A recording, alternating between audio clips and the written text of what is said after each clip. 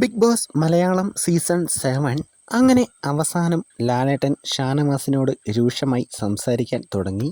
ഇതിന് മുമ്പും ഷാനവാസ് മറ്റുള്ള മത്സരാർത്ഥികളുടെ വീട്ടുകാരെയും പോടാ എന്ന് വിളിച്ചതിന് വീട്ടിൽ പോയി അച്ഛനെ വിളിക്കാൻ വരെ ഒരു മത്സരാർത്ഥിയോട് പറഞ്ഞിട്ടുണ്ട്.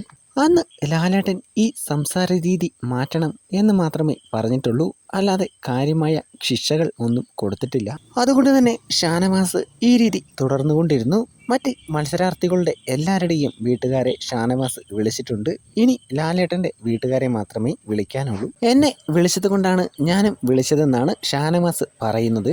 കാര്യം ബിന്നിയുടെ ഭാഗത്ത് തന്നെയാണ് തെറ്റ്. പ്രാഥമിക ആവശ്യങ്ങൾ നിഷേധിക്കുന്നത് വളരെ തെറ്റാണ്. എന്നാൽ ഷാനവാസ് വളരെ മോശമായിട്ട് സംസാരിച്ചതുകൊണ്ട് ഷാനവാസിന്റെ ഭാഗത്ത് നിൽക്കാൻ ഒരിക്കലും സാധിക്കില്ല. ഷാനവാസ് സ്വന്തം വീട്ടിലും ഇതുപോലെയാണോ സംസാരിക്കുന്നതെന്ന് ലാലേട്ടൻ ചോദിക്കുന്നുണ്ട്. വീട്ടിൽ കളിയും ചിരിയും തമാശകളും എല്ലാമായിട്ടാണ് ഞാൻ സംസാരിക്കുന്നതെന്ന് എന്നാണ് ഷാനവാസിന്റെ മറുപടി. ഷാനവാസ് മികച്ചൊരു മത്സരാർത്ഥിയാണ്.